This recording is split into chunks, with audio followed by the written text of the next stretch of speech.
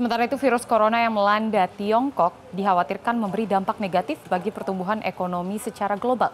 Sebab Tiongkok menjadi salah satu negara yang memberikan kontribusi terbesar bagi perkembangan perekonomian dunia.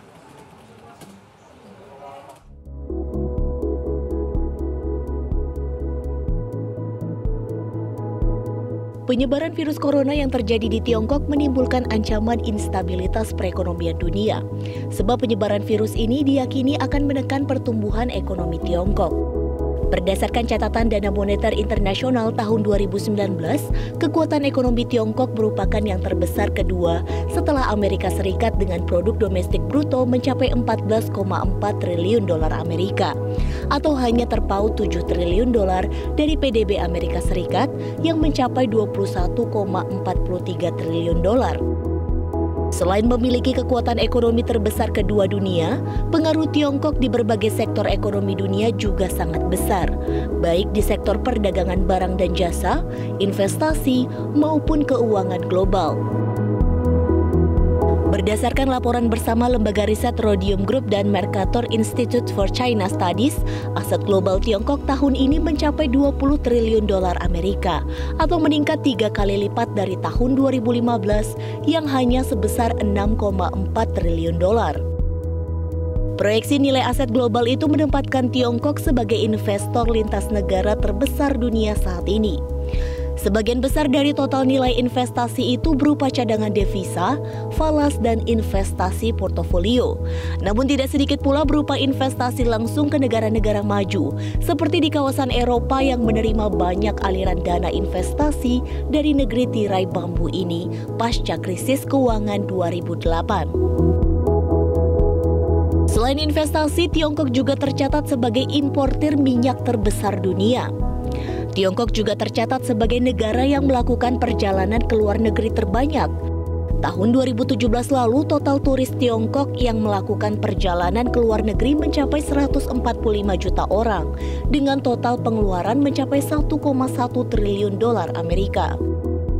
Menyebarnya virus corona berdampak pada perekonomian global karena banyak perusahaan manufaktur dan pusat keuangan di Tiongkok yang tidak beroperasi, sehingga ekspor-impor Tiongkok terhambat.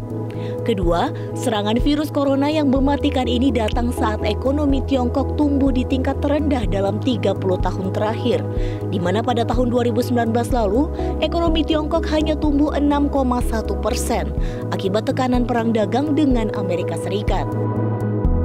Meski belum ada angka pasti terkait jumlah kerugian yang ditimbulkan akibat virus ini, namun jika dibandingkan dengan penyebaran virus SARS pada 2003 lalu, maka estimasi kerugian yang diderita dapat mencapai miliaran dolar. Sebagai salah satu mitra dagang Tiongkok, Indonesia tentu berpotensi terkena imbas dari tekanan ekonomi yang terjadi saat ini. Berdasarkan data BKPM, realisasi investasi Tiongkok sepanjang tahun 2019 lalu menempati posisi kedua terbesar setelah Singapura dengan total nilai investasi mencapai 4,7 miliar dolar Amerika atau sekitar 16,8% dari total nilai investasi asing di Indonesia. Angka ini melonjak hampir 100% dari tahun 2018. Selain menempati posisi kedua dalam investasi di Indonesia, Tiongkok juga merupakan negara tujuan utama ekspor non-migas Indonesia. Tahun 2019 lalu, total ekspor Indonesia ke negeri tirai bambu itu mencapai 25,85 miliar dolar. Sementara nilai impor Tiongkok ke Indonesia mencapai 44,58 miliar dolar Amerika. Sehingga posisi Indonesia defisit sebesar 18,73 miliar dolar. Wisatawan dari Tiongkok juga selalu menempati posisi atas dalam daftar kunjungan wisatawan asing ke Indonesia.